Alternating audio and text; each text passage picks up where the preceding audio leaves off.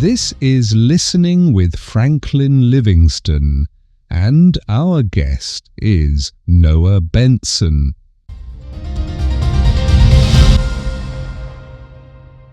So I'm going to ask you a hypothetical question. Say you had a strong presence in terms of a mentor or someone you were connected to in your life during your high school and college days. You think your life might have been better in that particular phase of your life? That's the thing is I really did have a lot of good mentors back then. It was just I don't I guess they just didn't know. Or I didn't let them know. And but that's a great question because, right now in my life I have a lot of great mentors I look up to, and I learn something new every day from them. But back when I was going through this period of turmoil, I also had, mentors, but it was I had done it to myself, I feel like I had, and maybe if I had like the courage to reach out, then there's no doubt that I would have gotten help and they would have helped you me. were afraid of something when you say courage, so you didn't feel confident enough to reach out. I was afraid of not like that's how addiction like works, is that like you get comfortable in your addictions, and anything other than that is scary, like getting out of it. You don't want to, denial is like the first the first hoop you got to jump through. I'm not like a follower of like 12 steps, and I'm not like 100% sober. That's just like you know I've No, but recognized. the reason I'm asking, sometimes, as you mentioned early on, while talking about your crush, that crush was considered no, you don't talk about that. Yeah. Was this the same idea in your head that, oh my God, if I talk to my mentors, they'll say I'm a bad guy, they'll judge me, look down on me? Or it was just that idea of losing that state of being comfortable with that feeling of smoking pot? Yeah, I'd say with the latter because I know that it was just, yeah, I'd say it was the second because um it was just it's weird saying that because like obviously I was at like the lowest I've ever been in my life, but I still didn't want to give it up because it was all I had to like make me feel a little bit better. Yeah. But that's Pleasure, how it yeah. works. So, because people do end up becoming enslaved to a particular pleasure, which it is, at Yeah. that point, that's what you're thinking. Mhm. And if that's gone from you, it's like, when people get attached emotionally in relationships. Today, actually, I'm talking more about relationships, although you are not, but because that's what my mind is relating today to Mhm. most. So, but people don't, even if it's an abusive relationship, there's a fear that now I won't have someone to go to, right? And or come home to, Mhm. and I'll be alone, and what's going to happen? Maybe I'll be miserable. So all that fear makes people embrace to, in many cases, their abuser, or where the relationship is not healthy. Because the idea of that familiarity, as I was saying, you're familiar, you're comfortable, and then in this kind of case, you have that pleasure. Yeah, because staying with it is better. Well, for me, with the weed, In that phase, yeah. was that staying with it was easier than not, Yeah, because even if you were to work on your relationship, it's a lot of work. It's Yeah. sacrificial, there's effort, there's a lot of listening, right? Yeah. And here you're just smoking and getting stoned. Yeah, that's know? like that's what made it that you put it in the better you said it better than me because like bad things that just build up and things like, we need to talk about. And I would just put things up. So the more I do it, the more that it would like boil over and the less I'd want to talk about it and the more I'd want to smoke. It's just a snowball effect, It's just So ugly. living with your parents. Mm-hmm. Now you live with your parents, you're an adult, you can do anything you want, but there is that sense of respect or accountability. Oh, 100%. Which that's what I was getting at with having these mentors. Now, I understand that unless you show that side, they can't really read your mind. But when you're at home, do you think it's more beneficial because your parents kind of know you and your mom is closer to you? She can ask questions and she can ask why you look stoned if that's the situation, or it doesn't really help. Well, uh, why I didn't have a choice really when I dropped out. Uh, I mean, I was just lucky Otherwise, you would enough, have gone somewhere like, else yeah, I and mean, like, smoked more. literally, I mean, it's just, I am lucky, I love my parents a lot, and they've put up with so much bad stuff with me, but, like, it was that wake up call that like I didn't need anybody to tell me. I knew I just had to stop. Like it was it wasn't just stopping either. It was taking care of myself and reading into why I'm doing that and why I'm putting myself before others and how I realized how that's not who I am at a core and it scared me to death so much that like yes, like moving back with my parents I guess was helped a little bit because I couldn't be smoking or whatever, but the whole ordeal of me withdrawing from school, moving out, getting all my stuff, um, driving back with that shame and the guilt and my relationship in like shambles that it my brain like woke up or something and was like it scared me to death and I was like I can't keep doing this and you know I think but still like my parents are understanding people and they're very loving and they want nothing for the best but the best for me and I want nothing but the best for them either. And so, obviously I respect all their wishes. I pull my weight. Um, I've been going through a little bit of a rough patch, with like the car and stuff and then but um they're sympathetic and I'm extremely lucky because, they're the people that taught me to put others before myself. And I'm kind of glad it came full circle for me to realize that coming back home, starting to put others before me. And that was very powerful for me to understand in that moment. I'm going to go a bit deeper here. You have been using this phrase, which is very powerful. I'm going to say it's the gist of Christianity. It doesn't matter you come from Catholicism, Presbyterianism, Methodism, Baptist, Pentecostal.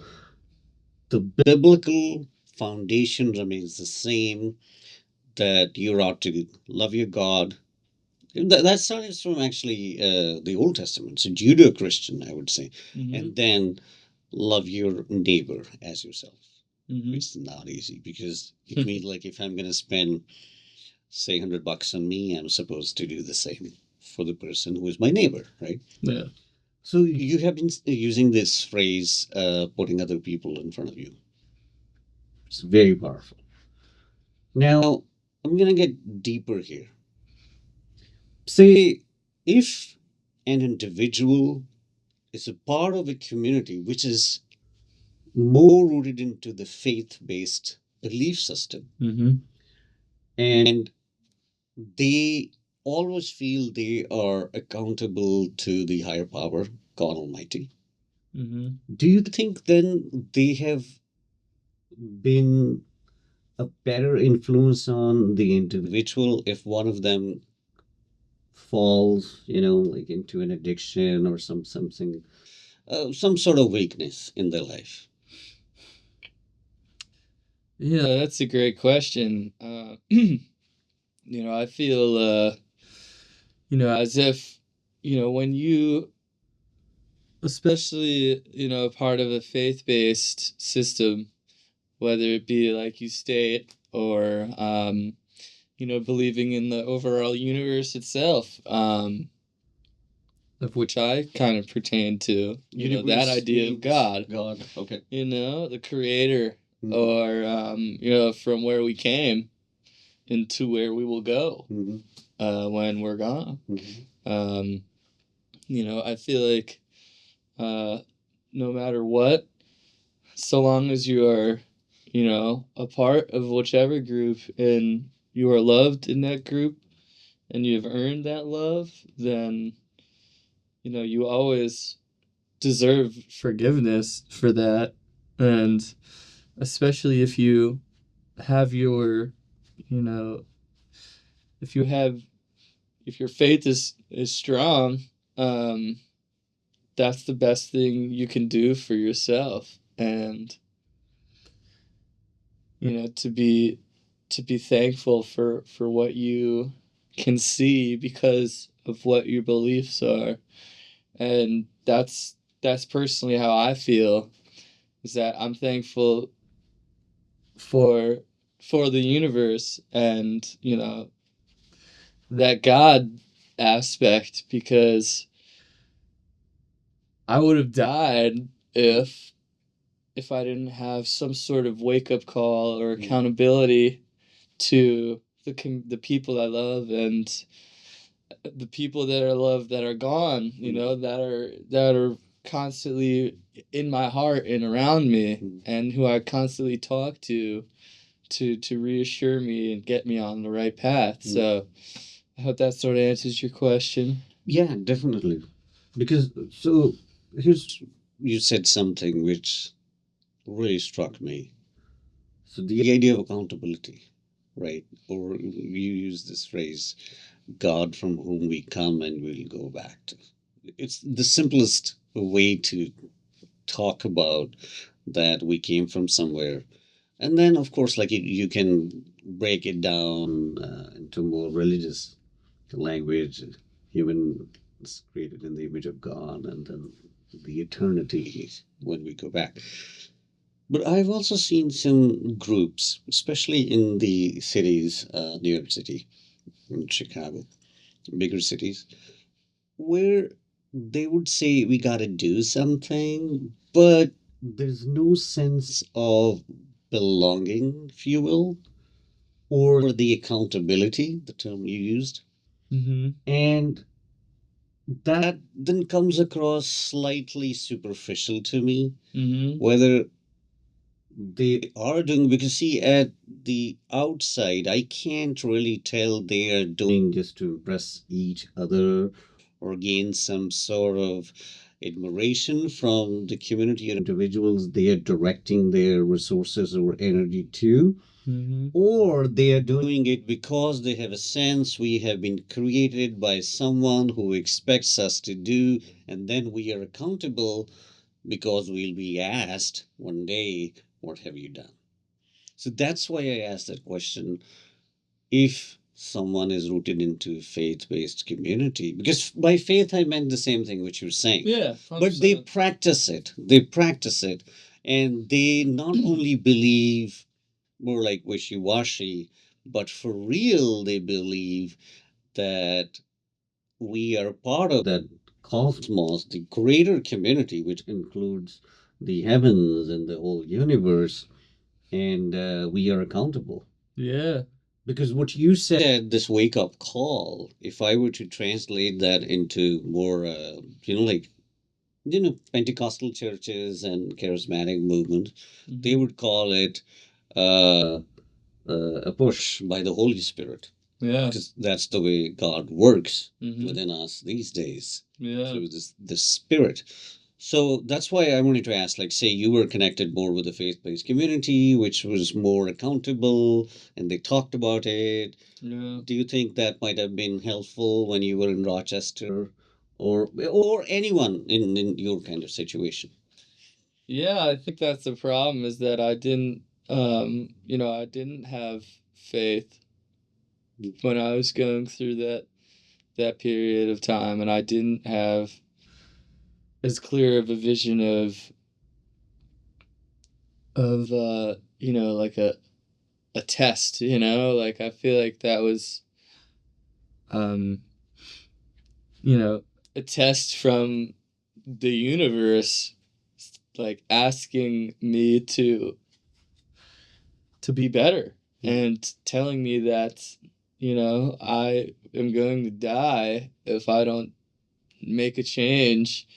And Oh, so you wanted like a wake up call, wake up, wake up. yeah, Hey, exactly, but yeah, so I But think were you even thinking that, hey, listen, unless you're going to tell me you exist, I'm not going to stop? Or now, as you reflect back, you think that you wish there was some, like, an earthquake type situation? yeah, I think there's just some things that like we humans like can't comprehend, like we're a very smart species, but have you ever heard of the anthill in the 8-lane highway? No. There's a paradox in which, say you're in the middle of the desert, right? You're just you're non-humanity. You're just observing, and you see a giant termite mound, and there's billions of termites in it, and it's 8 feet tall, and they're all living amongst themselves, living, eating, happy. Without their knowledge, there's a giant 8-lane highway that is being constructed right next to them. And it's not disturbing them, so they're just kind of carrying on with with their life, because not only can they not comprehend what a highway is, they need to worry about reproducing and doing their job. So even if they did know for whatever reason what a 8-lane highway was, they would still keep going because they have this drive, and so I like to talk about that sometimes when it comes to the sublime, and I'm in that, I'm comfortable in the idea that there are some things that we can't really comprehend, or sometimes we get answers and we don't know why, or sometimes things happen and we it's a total mystery, and sometimes it's okay to not know, and but when you have it, that accountability, um only it's easy when you have other people around you, but only you can decide if you are able to put yourself there. Unless you surrender, no one can really help you. Exactly. And whether it's a human or God, in both the cases, you have to surrender. Or like the classic language will be, you are to surrender to the will of God. Right? Mm-hmm. Same way, if you have a great faith-based community around you and you just stop participating, they're not going to force you to come. Well, And then, so in order to be accountable to someone, you have to surrender. And also, I'm going to actually, again, go back to your relationship issues. mm-hmm. And in relationships, also, you have to surrender to the Yeah. next person. Because if you have something going on and you just hold on to your ego, the term you used, you used great phrases and words today, by the way. That was great. Oh, I appreciate it. This has been a great conversation. Yeah, it has been. So holding on to that ego is not going to help you. Never. And you have to learn to let go and surrender. So the process of healing could begin, or restoration. Now it's so interesting. We do surrender. We don't use that term often, right? Mm-hmm. Because also we try to stay away from terms that have been used more in religious texts and all. You know, there's a Yeah. Christian hymn, I surrender all to Jesus, I surrender. So, but it's so easy when we go to an institution, say DMV, and they'll ask tons of questions and we surrender everything, right? Which means we don't hold back anything. We go to a doctor, we surrender everything because they'll ask you, do you take recreational drugs? Blah, blah, blah. And we know that if we say no, they might inject something, I might die, or the consequences might be really terrible. That's why I gotta, tell them everything. Yeah. But then when it comes to relationships, when it comes to community members, sometimes parents or friends, for some people, even their affiliation with the faith in terms of like God, Christ, so they would just not want to surrender because they'll say, "Oh, I'm just comfortable here," or Yeah. "Why should I?" Yeah. You know. I think it's a very powerful thing. Yeah. So all what I heard and learned from you is it all starts, like you mentioned about your first girlfriend. She noticed something you did not resist. And that opened door for you to get rid of those lies and receive healing and restoration because you got damaged. Mm-hmm. But college was not the same, Mm-hmm. and which was sad. So now, where do you go from here? You're back staying with your parents, you're working in the music, you're working with kids, which is very gratifying to you. I heard that. Yeah. And so, what else you want to do? How do you want to move forward with the new challenges? What are the? You talked about some adjustments you have made. Talk to all of us Yeah. about those. Yeah. So, my goal is to just maintain a level of understanding and happiness, so that I can continue to grow and use that positive feedback loop. Um, Personally, I would love to go to Alaska. Hmm. That would be dope. To do what? I want to see some grizzly bears. Yeah. Yeah. Cool. Like Kodiak Island, Hmm. Katmai National Park. So wait. When do you plan to go there? And what kind of weather? I don't know. That's just I couldn't do it when I was all messed up. But Hmm. I just hope that continuing on with I don't know, responsible as a teacher and educator. And You don't want to finish your marketing degree? I do. Now that I would like to go back and finish it. Just because, I'd like to just have a degree, it doesn't You can even transfer credits here nearby. Yeah. No, I've been looking. It's but I just I'm about ready to go back, so To Rochester? Oh no. Okay. No, it's too Back cold to up there. school. Yeah, no, back to back somewhere local probably. I'd like to get my own place. Like to maintain my the faith that I have in in everything, the plants, the animals, the humans, like, my friends, my family, new friends, and friends to be made, friends that have gone, family that have gone. I think about it constantly, and it helps me, What about your romantic side? Want to give it another try?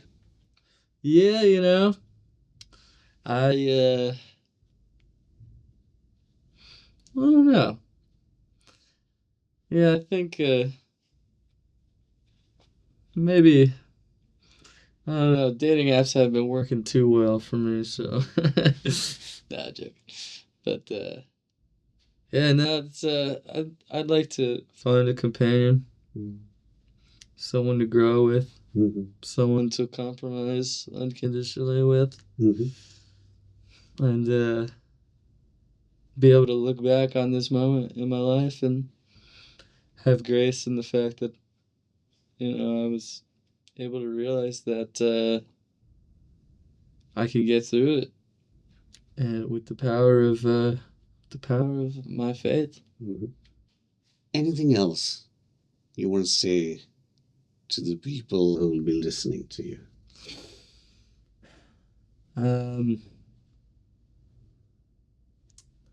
I just want to say to be strong and have faith in not just yourself but others, and be think provoking thoughts about where we came, where we're gonna go. um all your loved ones, keep them close, always tell them you love them, and that you're never alone, even if you think you are.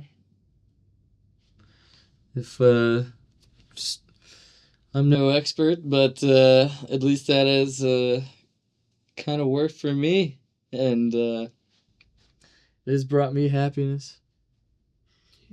And what about if someone gets stuck in the cycle and then they're afraid to reach out because of any fear of being judged? Shame, use the term shame is also not very common word, but it is there. Oh my God, that's a shame. Oh my God, I don't want to share this, etc. So how do you, what would be your advice to those folks? I'd say go to the people you love, and the first step is recognizing that you need help. If once you admit that you need help, then you're on the way to happiness. And it's it doesn't happen overnight. It, like I said, it's a garden. You gotta water it every day. You gotta attend you gotta be conscious of it every day. But little bites, one step at a time. and that you'll be achieving goals without even realizing it. Mhm. You know, but that's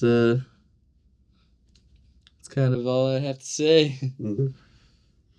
And I just want to add something here. I think I have learned.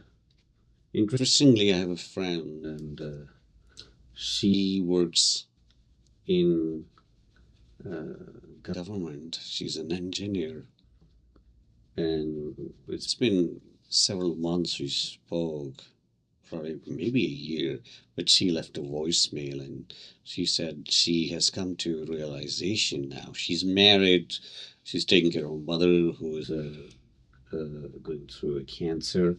She said, my friend said, she realized the most important thing in life is self care.